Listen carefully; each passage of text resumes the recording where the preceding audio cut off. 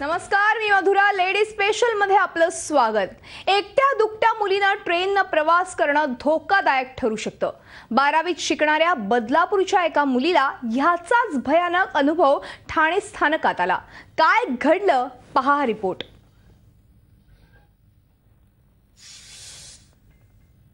तुमची मुलगी ट्रेननं प्रवास करते? तुमची मुलगी ट्रेन प्रवासात एकटीच असते? मग पालकांनो सावध व्हा. जो धक्कादायक अनुभव या मुलीला आला तो तुमच्या मुलीच्या बाबतीतही येऊ शकतो. ठाण्यातील खासगी क्लासमध्ये 12वीला शिकणारी ही मुलगी दररोज बदलापूरहून अपडाऊन करते. मंगळवारी संध्याकाळी 7:30-8च्या सुमारास क्लास संपवून ती घरी निघाली होती. त्याचवेळी गजबजलेल्या ठाणे स्टेशनवर तिला एक तोतया टीसीनं गाठलं. साठीस पुलावर त्यानं या मुलीला हटकलं. पुढे काय घडलं ते पहा. मी क्लासवरून येत होती. मी इथून येत होती आणि तिथून त्या माणसाने मला थांबवलं आणि मला बोलला तुझा पास दाखव. मी त्याला माझा पास दाखवला तर तो मला बोलला की क्या है ऑफिस में चलो, साहब से बात करो, साहब से बात करो. तो मी त्याला विचारलं का तर तो मला सांगत नव्हता. नंतर त्याने माझा हात पुल केला आणि मला बोलतो चल चल चल साहब से बात करो. तर तो मला इथून जायला बोलला इथून. तर मग मी तो पुढे होता माझ्या आणि मी त्याच्या पाठून निघून गेली आणि माझी फ्रेंड होती माझ्याबरोबर. मग आम्ही धावत तिथे गेलो. मी मग घरी माझ्या सगळ्यांना फोन केला आणि सांगितलं की असं असं झालं होतं करून. आणि नंतर तो नव्हता तिथे. आपल्या मुलीवर ही वेळ आल्यानंतर तिच्या वडिलांच्या काळजाचं पाणी झालं. घाबरलेल्या अवस्थेत ते पोलिसांकडे गेले, पण बेदरकार पोलीस पायावर पाय ठेवून बसून राहिले. मला ज्या वेळेला माझ्या मुलीचा फोन आला, मी मुलुंड स्टेशनला होतो. मी मुलुंड स्टेशनला पोलिसांची मदत मागितली. ते मांडीवर पाय ठेवून बसले होते. मला बिलकुल मदत केली नाही. माझा जीव मुठीत ठेवून मी ठाणे स्टेशनपर्यंत आलो. इथेही मला कोणी कॉपरेशन केलं नव्हतं. ज्यावेळेला मी लोकांना जमा केलं तेव्हा हे सगळे जमा झाले. याची प्रशासनाने, रेल्वे प्रशासनाने, पोलिसांनी नोंद घ्यावी. तोतया टीसीनं जबरदस्ती केल्यानंतरही या बहादूर मुलीनं जी हिंमत दाखवली ती कौतुकास्पद आहे.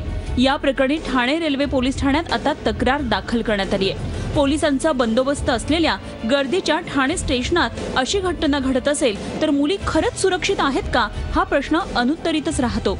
कपिल राऊतसह bureau report, Zee media, Thane.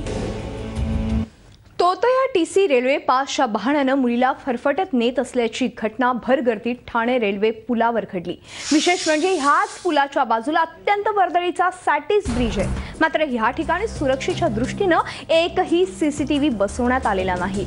आणि ह्याचाच आढावा घेतलाय आमचे प्रतिनिधी कपिल राऊत यांनी.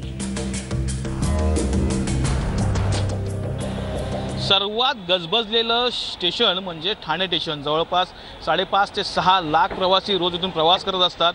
आणि आपण ठाणे स्टेशनच्या परिसरात आलेलो आहोत, सॅटिस ब्रिजवरती. हा असा एक सॅटिस ब्रिज आहे जो डायरेक्ट रेल्वे पुलाला जॉईंट होतो. आणि इथेच ह्याच ठिकाणी काल एका मुलीला एका तोतया टीसीने अडवलं होतं.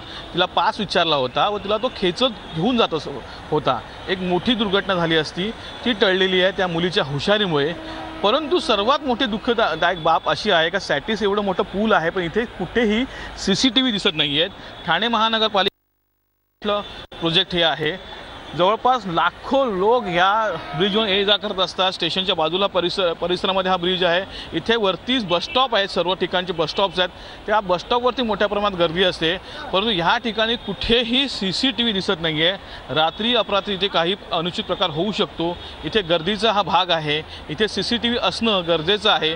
परंतु ठाणे महानगरपालिकेने हे केलेलं दिसत नाही आहे की कुठच्याही राजकीय नेत्याने हे केलेलं दिसत नाही आहे. खूप महत्त्वाचा परिसर आहे. ठाणा स्टेशनच्या लगतचा परिसर आहे. जर सीसीटीव्ही असेल तर कालचा तो आरोपी ह्यात कैद झाला असता, पण तसं जसं झालं नाही आहे. पण त्याहीपेक्षा इथे लाखो लोक ये जा करत असतात तरीही इथे सीसीटीव्ही नाही आहे. ही एक खंत इथल्या नागरिकांनी व्यक्त केलेली आहे. एकंदरीतच ठाणे महानगरपालिका असो, पोलीस प्रशासन असो, यांनी पुढाकार घेत इथे सीसीटीव्ही लावणं गरजेचं आहे. ती काळाची गरजच आहे. संदीप भारतीसह कपिल राऊत, झी मीडिया, ठाणे. ठाण्यातल्या अतिशय महत्त्वाच्या असलेल्या सॅटिस पुलावर एकही सीसीटीव्ही नाही आणि हा सुरक्षेच्या बाबतीत अत्यंत हलगर्जीपणा आहे। त्यामुळे आता सुरक्षेसाठी ह्या मुलीच्या वडिलांनीच पुढाकार घेतलाय। स्वतःची 25,000ची एफडी म्हणून ते पैसे सीसीटीव्ही लावण्यासाठी देण्याचा निर्णय ह्या कुटुंबानं घेतलाय। एका व्यथित बापानं महिलांच्या सुरक्षेसाठी घेतलेला हा निर्णय रेल्वे प्रशासनाच्या आणि पोलिसांच्या तसंच ठाणे महापालिकेच्या आणि तमाम राजकीय नेत्यांच्या डोळ्यात झणझणीत अंजन घालणार आहे। निदान आता तरी शर्मेनं ते सीसीटीव्ही लावतील अशी अपेक्षा आहे आणि ह्याच बाप लेकींशी बातचीत केली आहे आमचे प्रतिनिधी कपिल राऊत यांनी। आपल्याबरोबर ह्या पूर्ण घटनेला साथ देताना त्याचे वडील मुलीचे ठामपणे बरोबर होते ते आहेत, त्यांच्याकडून जाणून घ्या। काका, FIR झालेली आहे, आता पुढे तुमची काय मागणी असते? माझी मागणी हे आहे की माझ्या मुलीबरोबर जे घडलेलं आहे तर इतर कुठल्या मुलीबरोबर घडू नये। परंतु जेव्हा रेल्वे प्रशासनाशी संपर्क साधला, ठाणे म्युनिसिपल कॉर्पोरेशनशी संपर्क साधला, पोलिसांशी संपर्क साधला, त्यावेळेला इथे CC कॅमेरा असणं गरजेचं आहे सगळ्यांचं मत आहे। परंतु ते कोणी लावायचं याबद्दल त्याच्यामध्ये त्यांच्याकडे उत्तर नाही आहे आणि माझ्या मुलीबरोबर जी घटना घडली त्याचा आरोपी कदाचित सापडला असता, परंतु CC कॅमेरा नसल्यामुळे त्यांचा नाईलाज झालेला आहे। तर हा CC कॅमेराचा मुद्दा जो आहे त्यांनी कोणत्या लेवलवर कसा सोडवायचा ते बघा, ते त्यांनी सोडवावा। हे डिस्कस करत असताना माझी 14 वर्षाची मुलगी, मी मुद्दाम समाजाच्या प्रतिष्ठित लोकांना, समाज चालवणाऱ्या लोकांना सांगतो, 14, 15, 16 वर्षाची माझी मुलगी आहे।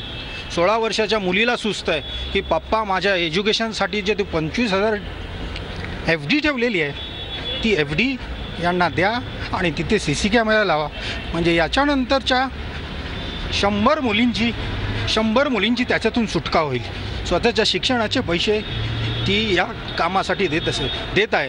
तो कोण पुढाकार घेत असेल, फक्त पैशाअभावी हा प्रकल्प जर त्यांचा राहत असेल तर माझी मुलगी पुढे येऊन मदत करायला तयार आहे।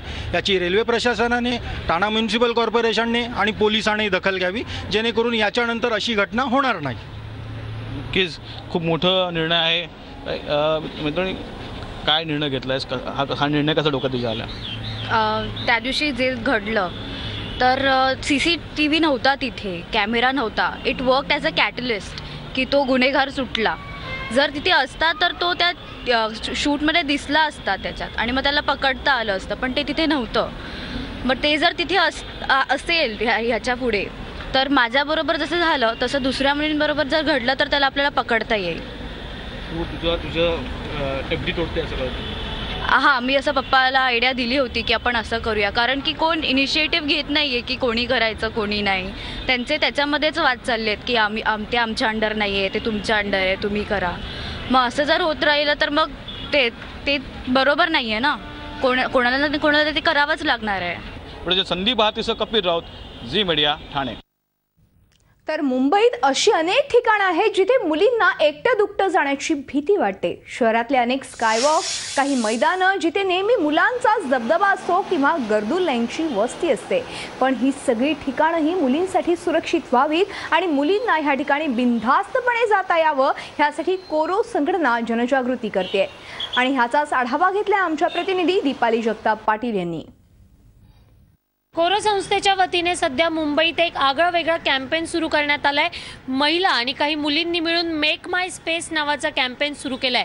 मुंबईत असे अनेक सार्वजनिक ठिकाणं आहेत तिथे मुलींना सहजासहजी जाता येत नाही, तिथे उभं राहता येत नाही किंवा अनेक कारणास्तव जे आहे ते मुलींना त्या ठिकाणी वावरता येत नाहीत। अशी अनेक कारणं आहेत आणि अशी काही ठिकाणं जी आहेत ती या मुलींनी शोधून काढलेली आहेत आणि त्या ठिकाणांवर जाऊन ह्या ज्या मुली आहेत, या महिला आहेत, त्या मेक माय स्पेस हे कैंपेन जो है ते राबवत आहेत। आपण मुलींकडूनच जाणून घेऊया कौन कौन सी ऐसी जगह है जो आपने सिलेक्ट की है और जहाँ पे ये कैंपेन हो रहा है। जहाँ जहाँ पर लड़कों का गठ बना गया है तो वहाँ जाकर हम लोग कैंपेन कर रहे हैं, क्योंकि वहाँ हमें लगता है कि लड़कियों की सेफ्टी नहीं है, तो वहाँ पर ज़्यादा हम लोग प्रभाव डाल रहे हैं। बरेचसे ठिकाणे आहेत चेंबूरमध्ये की तिथे मुलींची छेडछाड केली जाते, तसे मैदानामध्ये जिथे इथे मुले असतात, मुलं असल्यामुळे मुलींना खेळता येत नाही आणि जिथे इथे असे कट्टे बसतात, मुली एकटी जाऊ शकत नाही तिकडे।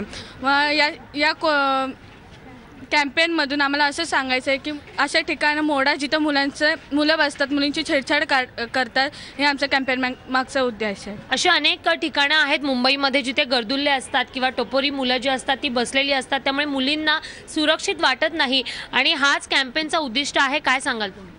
आम्ही असं सांगणार आहे, आम्ही जे मुलींसाठी करतो ते जिथे अनसेफ जागा आहेत त्या ठिकाणी कॅम्पेन करायचं चालू केलेलं आहे. आता आपण स्कायवॉकवरती पण अशी एखादी मुलगी कुठे कामाला जात असेल, शाळेत जात असेल, कॉलेजमध्ये जात असेल, त्या रस्त्यावरून जायला तिला भीती असते, एकटी जाऊ शकत नाही. त्या ठिकाणी आम्ही प्रत्येक ठिकाणी कॅम्पेन चालू केलेला आहे. तर या सगळ्यातून मुलींचा आत्मविश्वास जो आहे तो वाढतो आहे, कारण अशा ठिकाणी ज्या ठिकाणी मुली यापूर्वी जाण्यासाठी किंवा तिथे उभं राहण्यासाठी घाबरत होत्या, अशा ठिकाणांवर सध्या मुली ज्या आहेत त्या बिनधास्तपणे जाऊ शकतील, तिकडे वावरू शकतील, असाच या अभियानातून एक प्रयत्न केला जातो. आणि अनेक ज्या महिला आहेत, इतर ज्या मुली आहेत, त्यांनी सुद्धा या अभियानाला प्रतिसाद द्यावा असं आवाहन सध्या कोरोतर्फे केलं जात आहे. व्हिडिओ जर्नलिस्ट रवी चव्हाणचा दीपाली जगताप पाटील, झी मीडिया, मुंबई.